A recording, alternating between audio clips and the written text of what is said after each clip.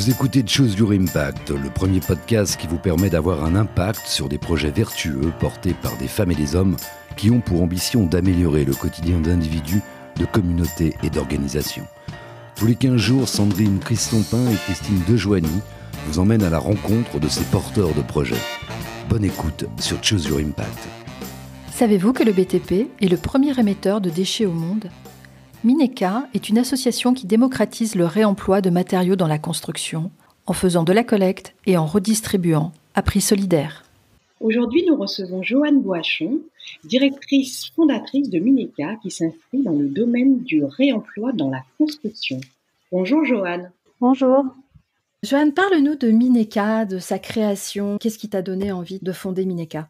Alors, Mineka, c'est une association que j'ai cofondée avec des architectes. Je suis moi-même architecte. Et en fait, notre envie à la base, c'était de construire avec des matériaux qui étaient destinés à être jetés, qui étaient issus de déconstruction, et de les réintégrer dans de futurs projets. Et à l'époque, c'était compliqué de construire avec cette pratique parce qu'il n'y avait pas d'endroit où se fournir. Et donc, au lieu de continuer à travailler dans des agences d'archi classiques qui ne me convenaient pas, j'ai décidé de retourner le problème et de créer un lieu où se fournir. Et c'est comme ça que Mineka a démarré il y a 4 ans. Et vous étiez combien au démarrage ? Alors au départ, on était 2, puis 4. Ça a été assez fluctuant. Il y a des gens qui sont partis, il y a d'autres gens qui ont été qui se sont inclus dans le projet. Et puis aujourd'hui, au bout de 4 ans, on est 3 salariés, bientôt 4. Il y a une dizaine de personnes dans la gouvernance, c'est-à-dire dans le bureau et dans le conseil d'administration, qui sont composés de membres bénévoles et fondateurs. Et puis après, on a une trentaine, une quarantaine de bénévoles ponctuels qui viennent nous aider soit pour collecter les matériaux sur les chantiers, soit pour apporter des compétences ou nous aider à tenir le stock. L'objectif de Mineka, c'est de démocratiser le réemploi dans la construction. Le réemploi, c'est une pratique qui consiste à réutiliser des matériaux qui sont destinés à être jetés et les inclure dans un nouveau projet.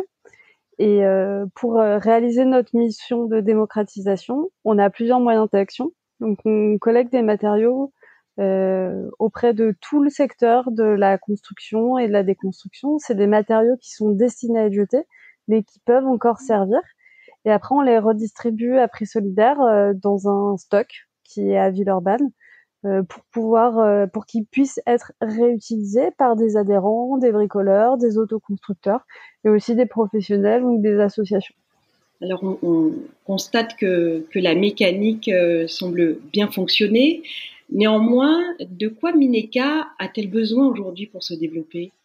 Aujourd'hui, pour nous développer, on a besoin de se faire connaître un peu plus auprès des entreprises qu'on collecte, mais aussi auprès du grand public qui va utiliser les matériaux qu'on collecte. Donc en fait, on a vraiment besoin de développer notre communication, notre visibilité. Pour qu'on puisse se faire connaître, il faut qu'on mette en place un plan de communication. Et ça, c'est un vrai métier. Il faudrait qu'on puisse se faire accompagner par des personnes sachantes, des structures sachantes. Et sinon, on a besoin aussi le bouche à oreille, ça marche très très bien, mais ça va pas assez vite. Donc du coup, ce qu'on cherche aussi à faire, c'est que quand on fait des publications sur nos réseaux sociaux, on communique beaucoup via ces médias-là, que ce soit repartagé par nos adhérents, par nos abonnés, pour qu'on puisse se faire connaître de plus en plus. Et on a aussi, bien sûr, évidemment, besoin de soutien financier. Donc, régulièrement, on va chercher des financements auprès des institutions publiques, mais aussi des financements privés qui nous aident à nous développer jusqu'à temps qu'on soit de plus en plus autonome de ces financements-là. Et donc, ce développement de notoriété, justement, tu veux l'accès à la fois auprès du grand public et des entreprises, mais est-ce qu'il y a un type d'entreprise plus particulièrement que tu vises ? C'est tout type d'entreprise de la construction qui génèrent des matériaux qui vont jeter, mais qui pourraient être sauvés de la benne par Mineka. Et nous, on est en recherche perpétuelle de matériaux comme le bois, la peinture, le carrelage, qui sont soit issus de déconstruction, soit de surplus de stock et de fin de chantier. Imaginons, la communication est là, le relais c'est bien fait, et quand tu visualises justement Mineka dans 1 an ou 1 an et demi, comment tu la vois ? Où est-ce que tu veux emmener Mineka d'ici 18 mois ? Alors pour l'année à venir, on a un projet d'aménagement du stock qui est aujourd'hui, on va dire, assez sommaire. Il est très bien rangé, mais on a comme ambition de faire d'une visite au stock. Par exemple, demain, vous venez au stock et au lieu en plus de voir tous les matériaux qu'il y a, vous allez apprendre plein de choses. Vous allez apprendre pour déjà nos missions, mais aussi pourquoi on le fait, l'impact qu'on a, les kilomètres parcourus, d'où proviennent les matériaux, comment vous pouvez les remployer pour faire en fait d'une visite au stock, un peu comme d'une visite dans un musée, où vous allez acquérir des connaissances, des compétences sur le réemploi, mais aussi sur le bricolage, sur les techniques constructives alternatives qui permettent de donner plusieurs vies à un matériau pour en sauver encore plus. On est quand même en fort développement, donc par rapport à il y a 1 an. Il y a 1 an tout juste, on déménageait dans ce stock-là. On a fait énormément de chemin. Il y a 1 an, on était 2, là on va passer à 4. On espère que dans 1 an, on soit 6 et que on puisse collecter encore plus de matériaux. Et est-ce que tu aurais quelque chose à partager avec nous, avec nos auditeurs? Une donnée, une notion historique? Alors, le réemploi, c'est une pratique constructive qui peut sembler émergente, inédite, innovante, mais en fait, ça existe depuis la nuit des temps. Et en fait, ce qu'on fait aujourd'hui, de développer ça, pourquoi on le fait? On le fait parce que le BTP, c'est le premier émetteur de déchets au monde. C'est-à-dire que il émet 3 fois plus en volume de déchets que les déchets ménagers. Donc en gros, faut voir, vous avez votre poubelle et vous la multipliez par 3 et c'est les émissions de déchets du BTP. On peut avoir beaucoup d'impact face à cet énorme gisement de déchets qui est émis et dont il y a énormément de matériaux qui pourraient être sauvés de la benne. Et à part dans Mineka, dans quel autre projet tu aurais envie d'avoir de l'impact ou plus d'impact ? J'ai pas de projet particulier ciblé parce qu'il y en a tellement que c'est difficile d'en choisir un. En tout cas, il y a un domaine dans lequel qui me tient vraiment à cœur, c'est la consommation responsable. Aujourd'hui, je pense que notre carte bleue, c'est notre bulletin de vote et on le voit aujourd'hui en ces temps de confinement, de pandémie, ou qui mettent à mal les commerçants locaux, de réfléchir en fait à cette notion de est-ce que j'ai besoin de cet avoir, je sais pas, de cet objet tout de suite?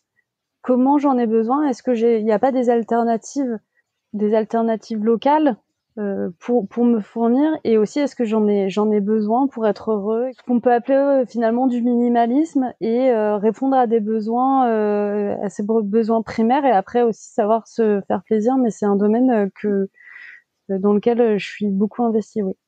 Joanne, on comprend bien ton engagement, mais qu'est-ce que les gens ne savent pas sur toi? Ce que les gens ne savent pas forcément sur moi, c'est que j'adore les sports de montagne. Et je pratique beaucoup l'escalade, qui me procure un bien-être incroyable. Et je fais aussi du ski, ce qui est pas très écolo. J'ai grandi à la montagne et donc du coup c'est quelque chose sur laquelle j'ai du mal à faire des efforts. On fait tous des efforts et tout ça pour dire qu'en fait, bien que je sois investie dans un travail, dans un domaine professionnel environnemental, je suis pas parfaite partout et j'essaye d'agir au maximum, mais des fois le plaisir va au-delà, et donc ça c'est voilà le petit compromis que je m'autorise. Et à part le réveil, qu'est-ce qui te fait lever le matin ? Ce qui me fait lever le matin, c'est d'essayer de d'avoir de l'impact dans tout ce que je fais, un impact positif, et notamment à travers Mineka. Et c'est un super challenge d'essayer de relever ce défi-là. C'est grisant, c'est aussi les montagnes russes, hein, parce que c'est pas facile tous les jours.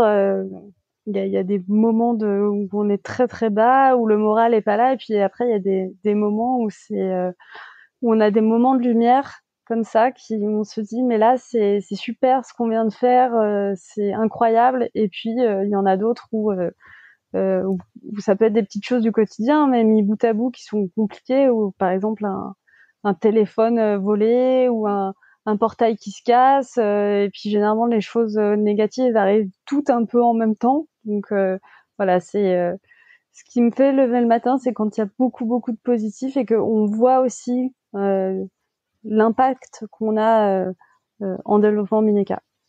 Et la dernière fois que tu t'es dit fonce, c'était quand et c'était pourquoi?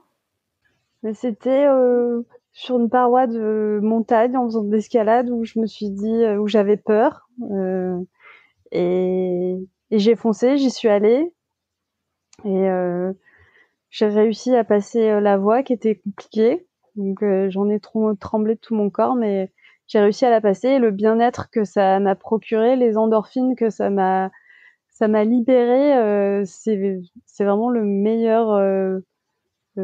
meilleure sensation que je puisse ressentir. Et c'est un petit peu la même sensation que quand on réussit avec Mineka à faire quelque chose, à faire une grosse collecte avec plein d'impact, à remporter un projet sur lequel on va pouvoir sauver plein de matériaux. Et c'est assez similaire. Et donc du coup, ça arrive parfois de foncer sur des grosses opérations. On se dit, oh là là, celle-ci, ça va être hyper difficile de l'avoir. Et on l'obtient, on remporte le marché si on veut. Là, on est hyper content. Nous arrivons au terme de l'entretien et nous te remercions déjà pour le temps que tu nous as accordé et pour partager tous tes engagements. Mais est-ce que tu aurais une dernière chose à ajouter ? Parler de nous, réemployer surtout, essayer d'avoir un impact, même minime, de commencer étape par étape, et puis de pas hésiter aussi à se tromper. C'est en faisant des erreurs qu'on apprend. Et puis même des fois revenir. Moi par exemple, à une époque, quand j'ai découvert la pratique du zéro déchet, j'étais à fond, je fabriquais tout moi-même. Et puis aujourd'hui j'y suis un petit peu revenue, c'est-à-dire que je fabrique plus mon dentifrice parce que j'ai pas le temps et que en plus je le faisais mal, mais je fais confiance à ceux qui le font et qui font des dentifrices zéro déchet. Du coup ça permet à d'autres structures et à d'autres entreprises d'émerger et de soutenir localement des structures à impact. Merci beaucoup. Merci beaucoup, Joanne. Merci à vous. Merci d'avoir écouté cet épisode. Nous espérons que le projet présenté vous a inspiré et vous incite à avoir un impact sur son développement. Votre soutien est important. Allez sur Choose Your Impact pour y trouver des informations sur le projet et vous abonner pour faire partie de la communauté de Choose Your Impact. Vous trouverez aussi les liens utiles dans le descriptif de cet épisode. En attendant notre prochain rendez-vous, vous pouvez aussi avoir un impact sur ce podcast. Commentez-le, mettez 5 étoiles sur Apple Podcast ou Podcast Addict sur Android. Partagez-le, suivez-le sur LinkedIn, Twitter et Instagram. Parlez-en autour de vous. À bientôt. À bientôt.